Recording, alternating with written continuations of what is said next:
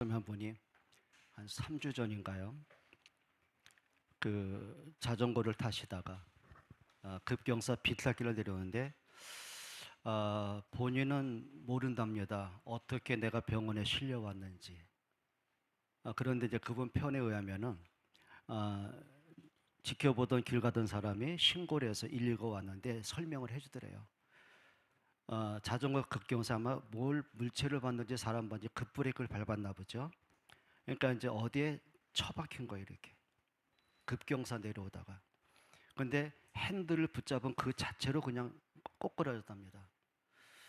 근데 어떤 정도 큰 부상이냐면 목의 뼈가 부러져가지고 튕겨져 나갔대요. 그리고 배와 허벅지 이런 데가 움푹 파일 만큼 상처가 심한 게 난 거예요. 이제 그 정도 되면 목뼈에 부러질 정도면 이제 반신불구 아니면 전신마비 올 수 있는 상황이죠. 그리고 수술을 잘 마쳤다고 해서 이제 지난주 금요일 날 이제 병원에 문병을 갔어요. 그랬더니 얼굴이 막 피멍이 드셨고 그냥 손에 이제 어떻게 뭐 움직이지 못하는. 근데 이제 명문안과 목사님 면봉을 보더니 그냥 눈물을 쫙 흘리세요. 눈물 흘리셔요. 그리고 손도 이렇게 굳어져가지고 오니까는 이러면서 반갑다는 것. 그때 눈물 흘리면서 하시는 말씀, 그냥 감사해요. 하나님이 나에게 생명을 지키신 거 감사하고 오늘 이 시간 내가 눈을 뜨고 여러분을 만나게 된 거 감사하고.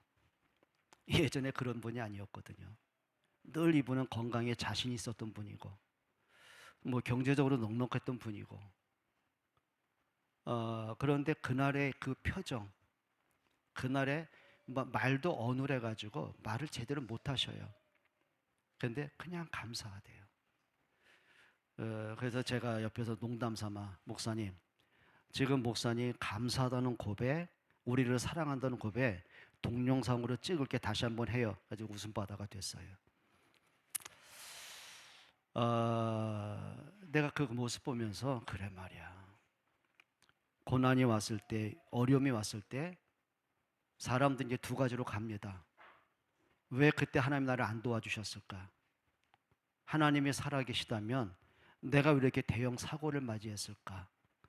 이렇게 가는 분이 있고, 근데 자기가 그 사건을 통해서 자기의 살아온 과거를 돌아보면서 내가 지금까지 살아있는 그 자체가 하나님의 은혜구나. 그러면서 자기는 다시 태어났다고. 하나님이 나에게 몇 년의 삶을 더 연장할지 모르겠지만 진짜 이제는 복음을 위해서 우리 후대 살리는 위해서 정말 살아가고 싶다고 이런 고백을 하시는 거예요.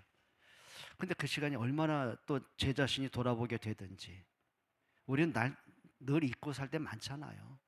바빠서 잊고 뭐 고민거리 때문에 또 잊고 또 살다 보니 너무 즐겁게 살다 보니 여행 다니다 보니 맛집 가도 또 잊고 그러니까 복음 놓치고 그러니까 인생을 살아갈 때 굉장히 많습니다.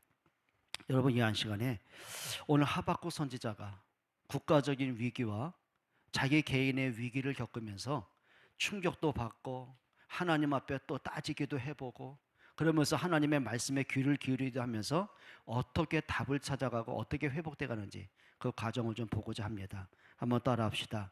그럼에도 불구하고란 말은 뭐냐면 지금 나의 앞에는 말로 표현할 수 없는 산적한 문제들이 있다는 거예요.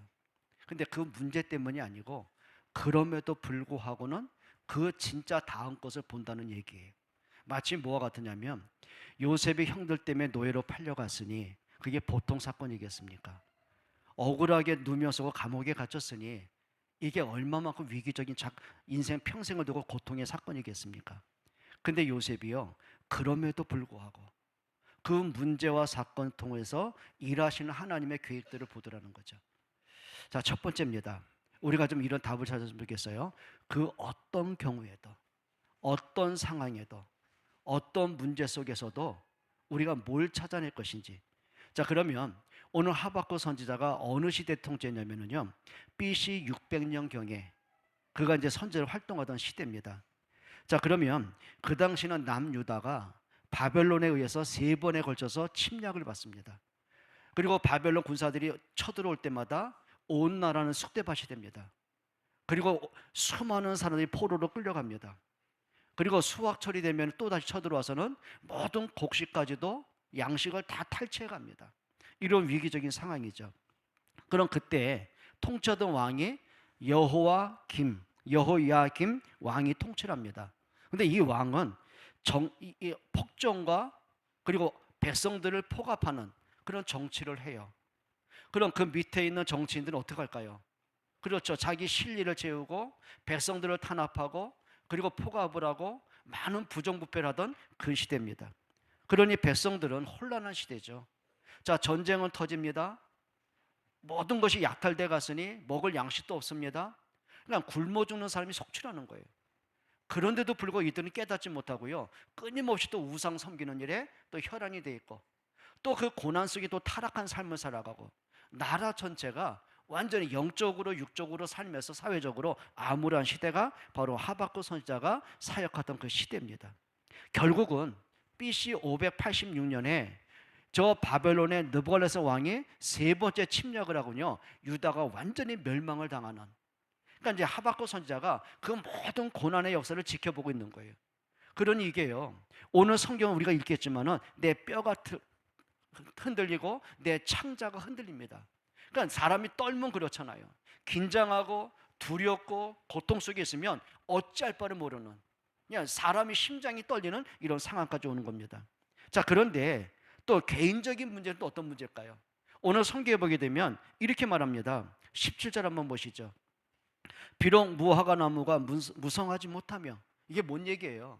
이 무화과 나무는 자, 이스라엘 사람들에게는 없어서는 안 될 양식입니다. 여기서 기름을 축출합니다. 그리고 예배할 때도 그걸 사용합니다. 그리고 무화과 나무의 열매에서 이게 추출한 그 기름을 가지고 사람들의 치료제로서 약품으로 쓰게 됩니다. 그러니까 이게요, 이들에게는 없어서는 안 될 아주 중요한 삶의 진짜 중요한 것들이거든요. 근데 이렇게 말합니다. 무화과 나무가 무성하지 못하면 전쟁터에 짓밟히고 화재에도 타버리고 그리고 하면 또 약탈을 당하고 수확이 없어요. 죽어라 농사를 했는데 거둘 수 있는 수확이 없어요. 그 말이에요. 무화과가 무성하지 못하며 포도나무에 열매가 없으며, 여기에 팔레스타인은요 물이 귀한 지역이거든요. 그럼 이 포도 가지고 즙을 만들어서는 그들이 모든 삶에 필요한 양식으로 사용되는 것이죠. 이런 문제들이에요. 또 소출이 없으며 밭에 먹을 것이 없으며, 전쟁터에 짓밟혔으니 곡식이 자랄 틈이 없는 거죠. 또 그나마 거둔 수확도 또 약탈당했으니 먹을 게 없는 거예요. 굶어 준 사람이 속출하게 되죠. 거기다 또 보세요. 우리의 양이 없으며 외양간에 소가 없을지라도, 좀 이스라엘 사람들에게는 주 생업이 뭐죠? 목축업이에요. 자, 그런데 우리 외양간에 양이 없고 소가 없어요. 뭔가죠? 허탈한 거예요. 내가 하루를 버티기도 어렵고 내 가족들 자식들에게 먹을 양식도 없고 이런 삶이 되는 거예요. 그걸 지금 하박국 선지자가 심각하게 토로하는 문제입니다. 여러분, 그 말은 뭐냐면 우리의 삶에 이런 절박할 때 있죠. 뭐 누구한테 말할 수도 없고 도움을 줄 사람도 없고 막막하고 이런 상황들이 벌어질 때가 있는 거예요. 자, 그 어떤 경우에도, 처음에는 이 하박국 선지자가 이런 국가적인 위기를 보고 재난을 보고 백성들의 고통을 보고 그리고 불의한 정치가들의 어리석은 행위를 보면서요 하나님께 따져 묻습니다. 그 기도가 뭔지 아세요? 성경 한번 돌아가 봅니다. 하박국 1장으로 한번 가보실까요? 2절에 이렇게 말씀합니다. 여호와여, 내가 부르짖어도 주께서 듣지 아니하시니 어느 때까지리까? 내가 강포로 말미암아 외쳐도 주께서 구원하지 아니하시나이다. 자, 선지자 입장에서 백성들에게 말씀을 선포합니다. 근데 이들은 돌아서질 않아요. 그리고 하나님께 정말 외쳐 붓고 간절히 기도합니다. 근데 하나님이 잠잠하세요. 그러니까 자기 힘에는 한계가 있고 하나님께 부르짖어도 하나님은 침묵하시고, 이제 거기서는 이제 하박국에 이제 절규가 나오는 거죠. 3절 보시죠. 어찌하여 내게 죄악을 보게 하시며 패역을 눈으로 보게 하시나이까? 겁탈과 강포가 내 앞에 있고 변론과 분쟁이 일어났나이다. 지금 하박국이 뭘 본 거예요? 내가 이 백성의 죄악을 왜 보게 하셨습니까? 그것 때문에 내가 왜 괴롭게 하셨습니까? 거기다 겁탈과 이건 뭐죠? 왜 바벨론에 또 약탈을 당하고 백성들이 이렇게 많은 죽음을 당하고 포로로 끌려가고 나라는 정신이 없고 사회적으로 이렇게 부패가 심하고 이걸 왜 나를 보게 하셨습니까? 하나님께 또 원망 아닌 원망도 하게 되어집니다. 또 4절이 이렇게 고백하죠. 이러므로 율법이 해이하고 이미 왕과 이 백성들에게는 하나님의 말씀을 다 등 돌렸습니다. 하나님의 말씀에 귀를 기울이지 않습니다. 내가 하나님의 말씀을 아무리 외쳐도 저들은 들으려고 하지 않습니다. 오히려 나를 반역자로 핍박을 합니다. 그 말이에요. 여러분, 한 번쯤은 우리에게도 이런 고난의 위기는 없었을까요? 있겠죠. 자, 근데 두 번째가 중요한 겁니다. 비록 하박국이 이런 어려움 속에 위기 속에 있지만은 그래도 너무 감사한 게 하나 있죠. 그의 마음속에 그럼에도 불구하고 하나님 앞에 이런 고백을 합니다. 2장으로 한번 가보시죠. 2장 1절에 이렇게 말씀하죠. 내가 내 파수하는 것에 서며, 그 말은 뭐죠? 이 세상의 고통과 이 세상의 문제를 내가 똑똑히 목격하는 이 현장에서 그 말이에요. 문제가 없어진 게 아니에요. 문제가 해결된 게 아니에요. 그런데 그 속에서 뭐 하는 거죠? 내가 성류에 서리라. 그 말은 뭐죠? 하나님의 내게 주신 맡겨진 사명, 나는 그래도 묵묵히 감당하며, 그 말이거든요. 그러면서 한 가지 하죠. 그가 내게 무엇이라 말씀하실는지 기다리고 바라보며 나의 질문에 대하여 어떻게 대답하실는지 보리라 하였더니. 자, 이제 하박국의 입장에서는 이해가 안 되는 거예요. 하나님께 부르짖어도 하나님은 침묵하고 계셨고, 백성들에게 말씀을 외쳐도 저들은 돌아서고 깨닫지를 아니하고, 그리고 재난은 백성들에게 당하는 고통을 보면서도 하나님을 도우시지 아니하고, 근데 그 속에서요, 불신앙으로, 낙심으로, 절망으로 끊임없이 끌려가는 게 아니라 그 속에서 그래도 뭘 하는 거죠? 하나님이 이 속에서 내게 무엇라고 말씀하시는지 듣기를 원합니다. 여러분, 이 믿음 갖기를 축복합니다. 그때 하나님이 2장 2절부터 당신의 계획을 말씀하시는 거예요. 자, 그때 하나님의 말씀을 들은 이 하박국이 뭐한지 아십니까? 그게 두 번째입니다. 한번 따라 합시다. 그럼에도 불구하고. 뭐라고요? 그럼에도 불구하고. 내가 보는 것, 내가 느끼는 것, 내가 지금 힘들어하는 것, 내가 한계에 부딪히는 것, 내가 고통받는 것, 그건 놔두고 그럼에도 불구하고, 지금 이 하박국이 고백하는 말입니다. 저는 오늘 본문 보면서요, 야, 이럴 수가 있을까? 이럴 수가 있을까 할 만큼. 자, 한번 보시죠. 18절입니다. 같이 읽습니다. 나는 여호와로 말미암아 즐거워하며 나의 구원의 하나님으로 말미암아 기뻐하리로다. 지금 하나님의 말씀을 들으면서 그 문제에 대한 원인과 이유를 발견하기 시작하는 거예요. 자, 하나님은 이 백성을 버리신 적은 없어요. 근데 문제는요, 역사 속에 모든 사람들이 흘러오면서 언약을 또 잃어버려요. 또 말씀을 다 떠나가요. 그리고 경배의 대상을 다 바꿔버려요. 자녀들에게는 언약 전달할 이유를 모르고 살아가요. 세상의 흥청만청, 자기 욕심 따라, 자기 기준 따라, 고집 따라, 세상의 흐름 따라, 향락과 쾌락 따라 그 마음이 다 젖어 들어가요. 그러니 하나님의 이름은 부르는데 형식적이에요. 그냥 종교로만 불러요. 그 마음은 하나님 다 지워버렸어요. 여러분, 그 속에서 하나님이 그들에게 책망하신 게 뭐죠? 끊임없이 하나님은 선지자를 통해서 또 본인이 하박국을 통해서 끊임없이 말씀을 전하는데 그들이 들으려고 하잖아요. 더 강팍해지고, 더 완악해지고, 더 교만해지고, 더 우상 섬기고, 더 타락으로 가는 거예요. 그러면서 원망은 하나님께 하는 거예요. 그때 하박국이 그걸 깨달은 거죠. 이들에게 오는 징계와 재앙과 저주가 그냥 저주로 끝난 게 아니구나. 하나님께서 사랑의 채찍이구나. 그 고난을 통해서 이들에게 깨닫게 하시는 메시지가 있구나. 이걸 깨닫기 시작하는 거예요. 여러분, 하나님의 음성을 듣는 여러분 되기를 축복합니다. 그리고 나서는요, 그 고민과 고통과 절망이 바뀌어가기 시작을 해요. 그러면서 다시 하나님께 본질로 돌아갑니다. 하나님 앞에 섭니다. 말씀 앞에 섭니다. 하나님의 말씀을 듣습니다. 그러면서 뭐라고 하죠? 나는 여호와로 말미암아 즐거워하며. 즐거워할 게 없어요. 여전히 전쟁의 참상은 남아있고, 그렇죠, 전쟁 통해 살육당한 시체들은 썩어져 가고 있고, 모든 것은 약탈되어 있고, 나라는 무너져 있고, 여전히 변한 건 없어요.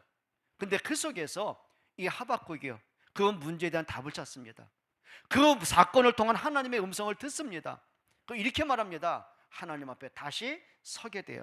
그러면서 나는 여호와로 말미암아 즐거워하며. 여러분, 하나님으로 즐거워할 수 있겠습니까? 여러분, 이 믿음 회복하기를 주의 이름으로 축복합니다. 결론부터 말씀드릴까요?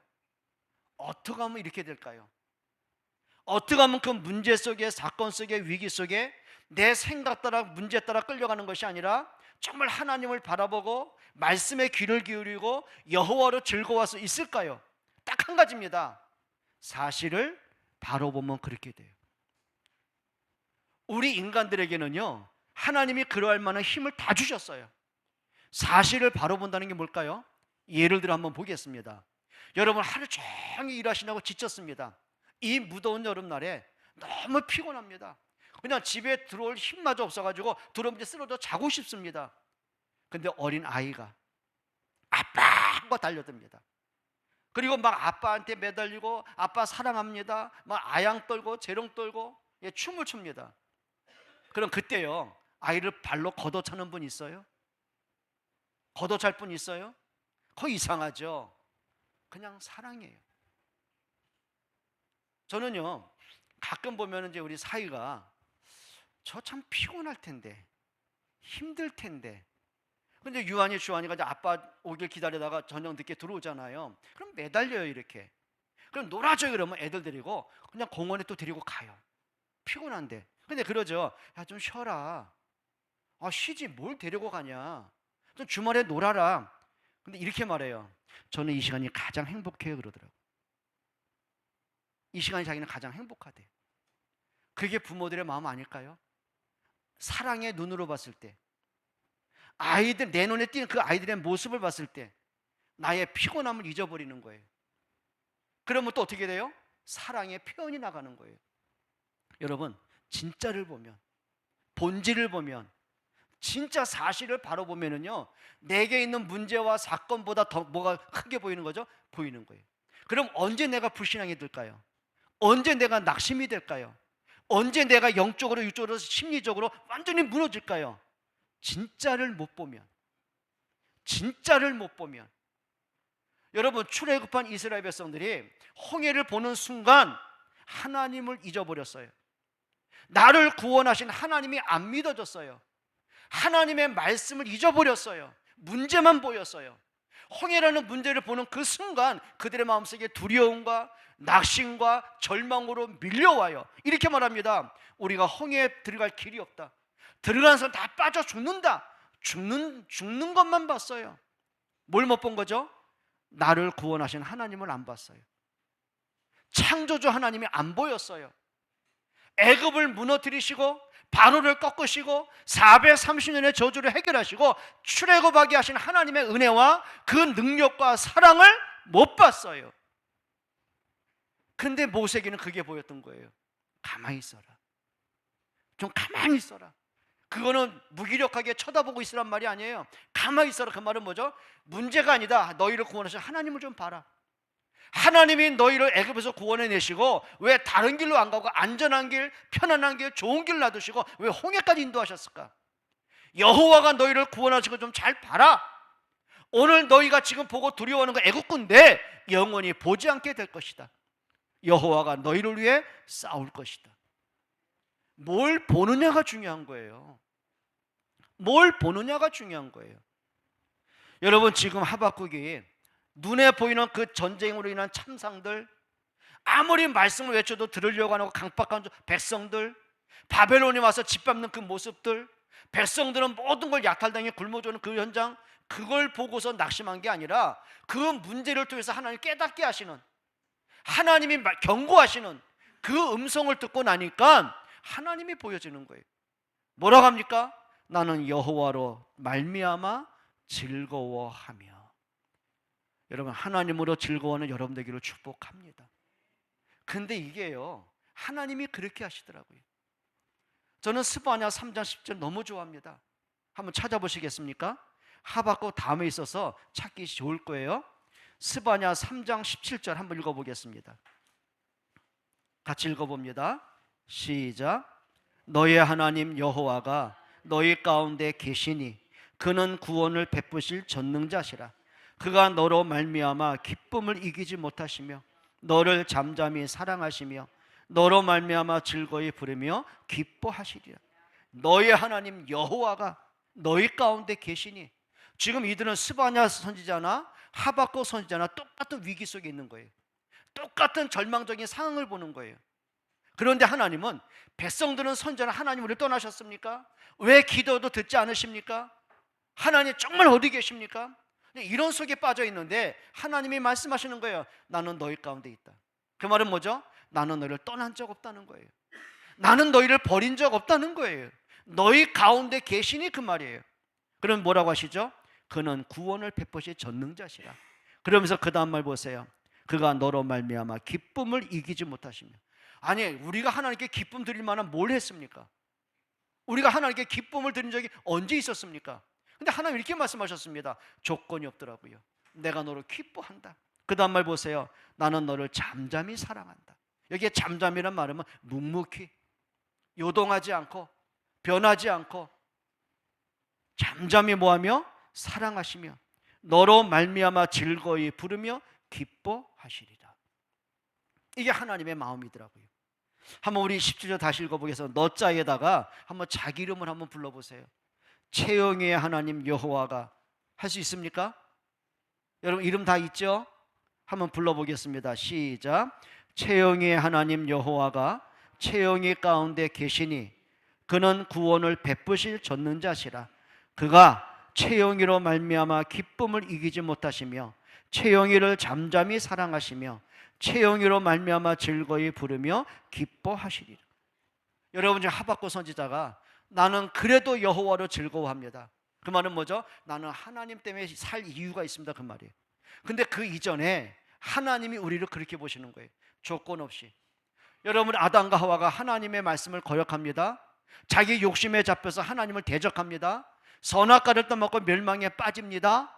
그때 하나님은 묵묵히 잠잠히 아담을 찾아오십니다. 그에게 말씀하시는 겁니다. 여자의 후손이 오시면 뱀의 머리를 상하게 할 것이다. 그 말은 뭐죠? 네가 나를 거역하고 나를 배역하고 나를 떠난 네가, 멸망 가운데 있는 네가 사는 길을 줄 거야. 그리스도를 약속하시는 거예요. 그게 뭐예요? 잠잠히 사랑하심이. 여러분 나를 향한 하나님의 사랑 좀 깨닫기를 축복합니다. 하나님은 여러분 떠난 적이 없어요.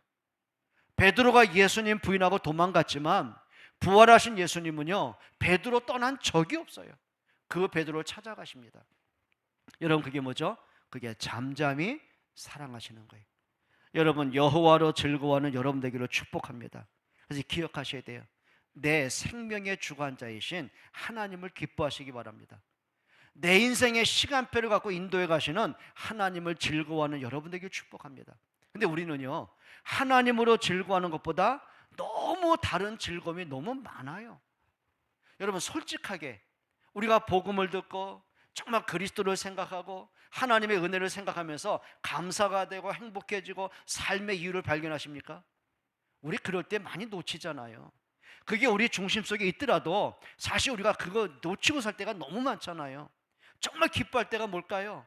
생각지 못한 돈이 생겼을 때, 나는 이건 아니라고 생각했는데 그게 잘 풀어졌을 때, 예, 대창조 이런 거죠. 뭐 건강이 회복됐을 때, 뭐 주식이 뛰었을 때, 뭐 그 정도 아니겠습니까? 여러분 기억하셔야 돼요.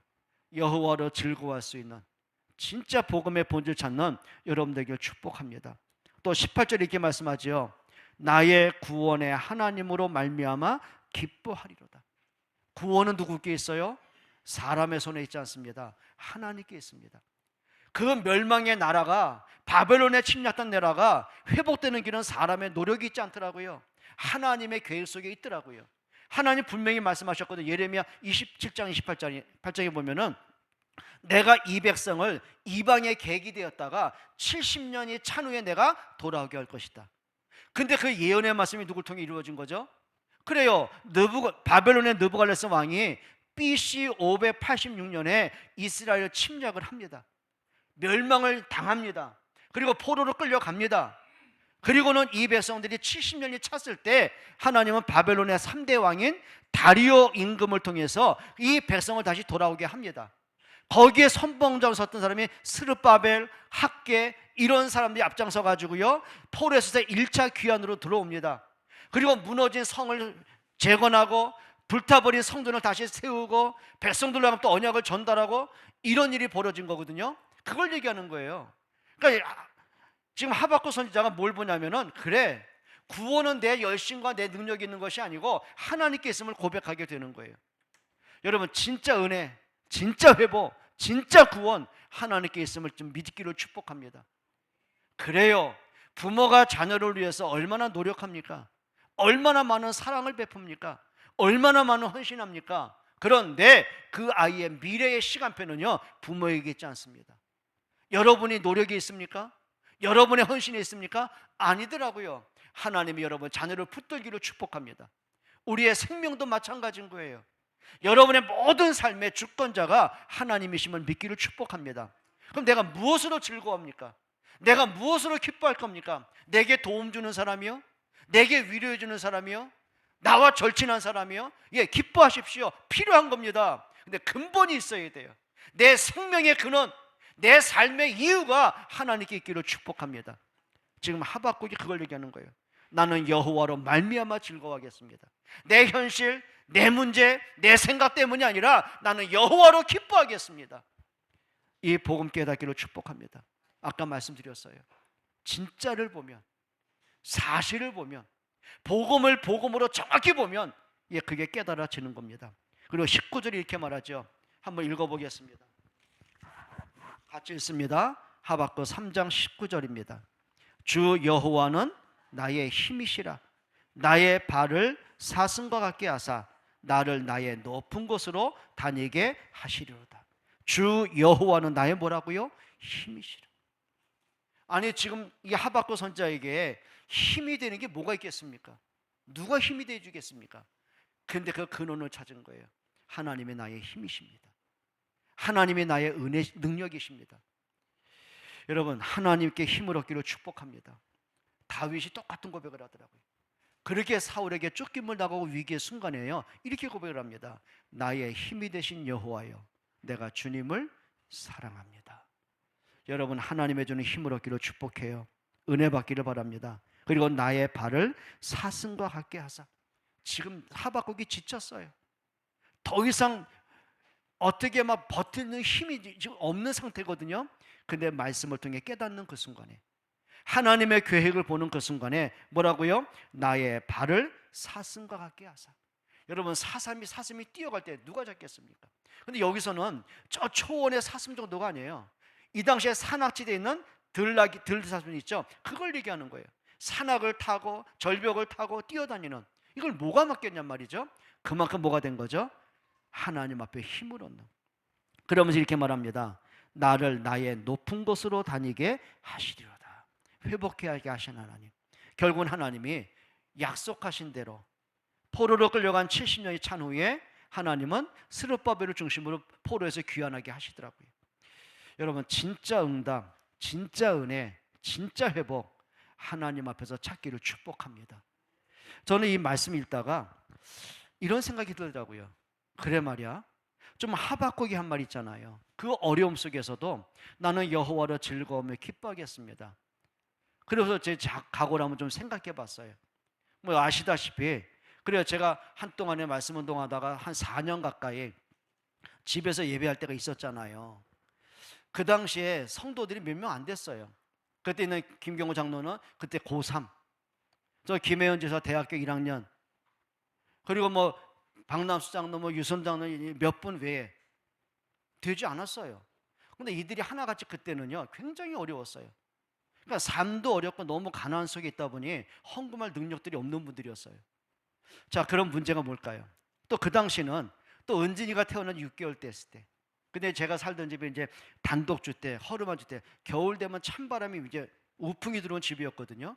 근데 해필이면 그때 기름 볼라 했단 말이에요. 근데 기름이 떨어져 가지고 기름 넣을 돈이 없었어요. 그러니까 추운 겨울에, 그러니까 어른들은 뭐 속옷 몇 개 끼어 있고 잠바를 입고 막 그러면 겨우 버티겠는데 저 신생아한테 그게 어떻게 도움되겠어요? 그러니까 이게요 막 밤새도록 잠 못 자는, 그러니까 쓴다고 이제 뭐 담요로 뭐 창문 가리고 애하고 뭐 하여튼 뭐 어떻게든 뭐 뒤집어 씌우고 안 돼요. 감기가 떠나가지 않더라고요. 그때는 뭐 진짜 뭐 경제가 안 되니까는 뭐 아침 저녁 점심도 못 먹을 때고 그냥 국수로 때울 때고 뭐 주일날 또 이제 예배 집에서 할 때니까 점심 차려야 될 거 아닙니까? 그럼 국수로 이제 한 끼 나. 그러면 이제 그 몇 명 안 되는 성도지만 그때 한 끼 국수는 우리 일주일 양식이었거든요. 뭐 이런 식이었어요. 자, 근데 그때요. 뭔지는 모르겠어요. 내가 힘들다. 뭐 증인들이 뭐 집사람이니까 아이들 은총이 다 있지 않습니까? 그때 제 입에서 힘들다, 어렵다, 그만할까 그런 얘기 들어본 적은 없을 겁니다. 그냥 기뻤어요. 그냥 그리스도로 감사가 됐고 그때 메시에 따라서 무속의 메시에 떨어지면 수원시는 무속집을 다 돌면서 복음 전하고 그리고 그러면서 이제 한 12명의 무당들이 예수님 영접하고 신당 철거하기도 하고 그러면 이제 후대 사역 그러면은 수원시는 66개 그 당시에 중고등학교 있었지 않습니까? 학교 순회하고 문제아 상담하고 일진 상담하고 그러면서 교사들하고 또 들어가서 또 뭐 말씀 운동하고 그다음에 청주소년 뛰고 뭐 그럴 때예요. 밤늦게 들어가면. 근데 이게 있더라고요. 복음이 때문에 행복했고 또 내가 그리스도를 말해서 저 후대가 살아나고 생명이 살아나고 정말 귀신에게 잡힌 영혼들이 그리스도를 영접하고 새 삶을 살아가고 이게 너무 행복했어요. 여러분, 저는 하박국 선지자가 지금 고백한 말 어느 정도 이해됩니다. 다른 것 때문이 아니에요. 조건이 좋아지고 환경이 나아지고 문제가 해결되고 더 풍성해서가 아니에요. 딱 하나더라고요. 정말 내가 어떻게 그리스도를 알게 됐을까? 내가 어떻게 종교 목사가 되지 않고 복음을 말할 수 있는 위치에 서게 됐을까? 내가 우리 후대들 미래를 살릴 수 있는 후대 사역을 나 어떻게 할 수 있었을까? 그러니까 이런 생각들을 하다 보니까 크게 감사가 됐어요. 그러니 아침에 나가면 그냥 뭐 현장 가고 뭐 전도하고 뭡니까 팔다산 가서 또 쉬는 사람 전도하고 학교 다니면서 순회하면서 사역하고 그게 너무 좋더라고요. 여러분 진짜 행복이 어디서 온다고 생각하십니까? 물론 돈이 많아지면 좋아요. 병 나으면 좋아요. 애들이 승승장구하면 좋아요. 응답 받으세요. 진짜 중요한 게 있습니다. 그리스도로 여러분에게 행복을 찾기를 축복합니다. 나를 위해 십자가에 죽기까지 나를 사랑하신 그 사랑을 좀 깨달았으면 좋겠어요. 내가 그리스도로 사망에서 생명 얻고 구원 받은 것이 맞으면 구원 받음에 대한 감격들을 회복하면 좋겠어요. 내 삶의 모든 시간표가 하나님의 주권 속에 있고 하나님이 나의 하나님이시고 나의 걸음을 인도하심이 맞다면 하나님의 은혜 속에 내 삶을 살아갔으면 좋겠어요. 그런데요, 나는 말씀 따라 하나님 앞에 섰는데 응답은 하나님이 하시더라고요. 요셉이요, 계산 갖고 있을까요? 자기의 잔머리 갖고 있을까요? 내가 버티면, 내가 하나님 바라보면, 내가 열심히 하나님 말씀 따라 가면 하나님이 언젠가 축복할 거야, 그 조건 따라 간 거 아니에요. 그냥 노예로 있는데 하나님이 언젠가 나를 해방시키겠지, 자유하게 하겠지, 그걸 기대한 게 아니에요. 노예로 있으면서 노예인 자기를 통해서 그 가정에, 보디발 가정에 하나님이 하시는 일을 보게 된 거예요. 그리고 한 가지 때문에 행복했어요. 여호와께서 요셉과 함께 하시매, 창조주가 나와 함께 하시기 때문에, 그 하나님이 나를 통해 이 가정을 살리시기 때문에, 나를 통해 하시는 그 일 때문에 그게 행복이었고 감사였어요. 감옥에 갑니다. 더 문제가 왔습니다. 그때 요셉이 또 본 게 있어요. 역시 창세기 4장이 이렇게 말하더라고요. 하나님이 여호와께서 요셉과 함께 하심에 그 간수가 하나님이 함께함을 봤다고 했어요. 그 죄수들이 하나님을 알게 되고 특히 술 맡던 관원장을 만나게 되고 왕하고 연결되게 되어지고, 뭘 본 건지 아십니까? 하나님으로 즐거워하더라고요. 하나님이 하시는 일을 보더라고요. 그 다음에 일어나는 일들, 그건 하나님의 시간표 속에 있는 거예요. 여러분, 응답받기 위해서 우리가 신앙생활 하는 게 아니라 그냥 하나님 앞에, 말씀 앞에, 내가 하나님 앞에 주신 사명 따라 인도받아 가보세요. 그럼 때로는 하나님의 만남을 통해, 때로는 사건을 통해, 응답을 통해 나를 통한 하나님의 일을 진행해 가실 것입니다. 여러분 응답받기로 축복합니다. 말씀 읽고 마치겠습니다. 우리 17절 18절 같이 읽고 마칩니다. 하박국 3장입니다. 같이요. 비록 무화과 나무가 무성하지 못하며 포도나무에 열매가 없으며 감람나무에 소출이 없으며 밭에 먹을 것이 없으며 우리의 양이 없으며 외양간에 소가 없을지라도 나는 여호와로 말미암아 즐거워하며 나의 구원의 하나님으로 말미암아 기뻐하리로다. 하나님 고맙습니다. 정말 하나님 앞에 믿음의 고백하기를 원합니다. 하나님, 하나님으로 즐거워하는 은혜 받기를 원합니다. 하나님으로 기뻐하시는 삶의 이유를 발견하길 원합니다. 예수 그리스도의 이름으로 기도합니다. 찬송합니다. 338장입니다.